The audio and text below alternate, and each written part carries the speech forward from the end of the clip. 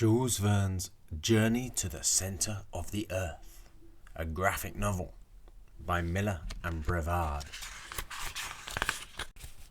Cast of characters: Arne Saknussemm, Otto Leidenbruck, Hans Bielke, Axel Leidenbruck.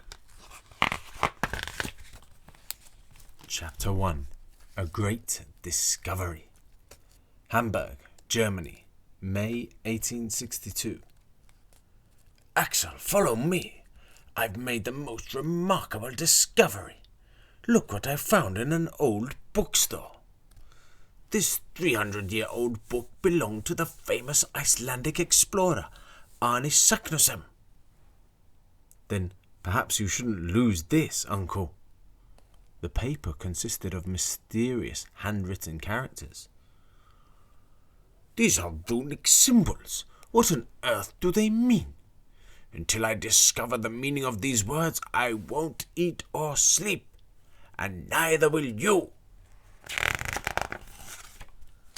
Uncle Leidenbruck and I tried not only runic, but many other languages. We worked until exhaustion overtook us. Blast! We'll never discover the meaning of these words.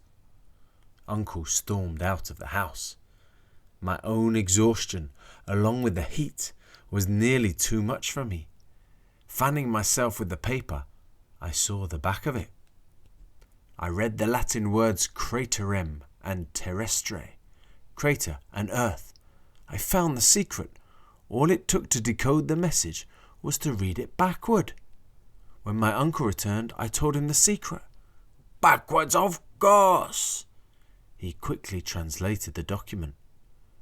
Go to Iceland and descend into the crater of Sneffels. A long shadow of the mountain will point to the right spot at the end of June. If you do this, bold traveller, you will reach the centre of the earth. I know. I have done it. Arne Saknussemm. I'm leaving at once. Leaving? For where? To the centre of the earth. You can't be serious. Do you realize we know less about the earth beneath our feet than about the stars over our heads? Go upstairs and pack my bag, boy. Pack your bag? Yes, and yours too. Although it was the last thing I wanted, I had to join my uncle on his expedition. I said goodbye to my dear Gretchen. Go with your uncle, Axel. Keep him safe. When you come back from your great success, we can get married.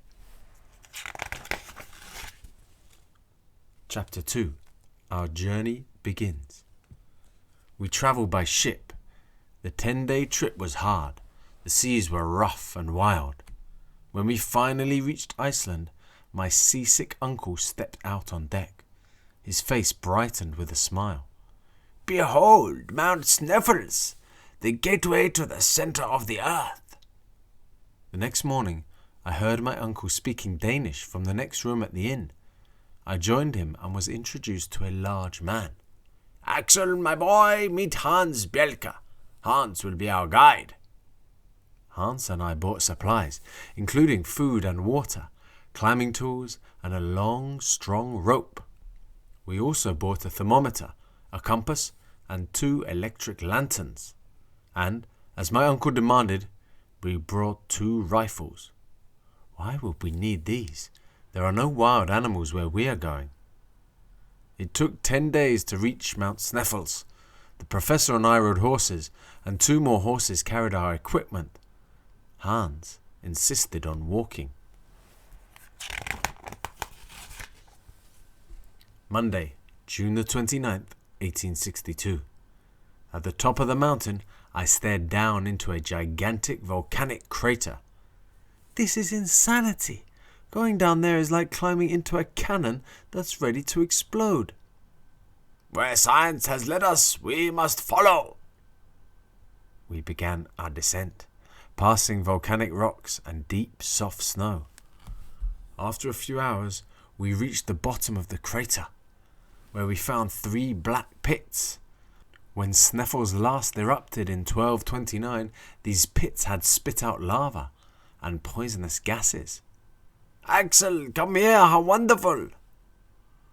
There, carved on the rock wall, was the name I'd hoped never to see again. Arne Saknussemm. Exactly at noon, the shadow of Mount Sneffels pointed towards the central pit. "Forward, my friends! Forward to the greatest adventure of all! Forward to the center of the earth!"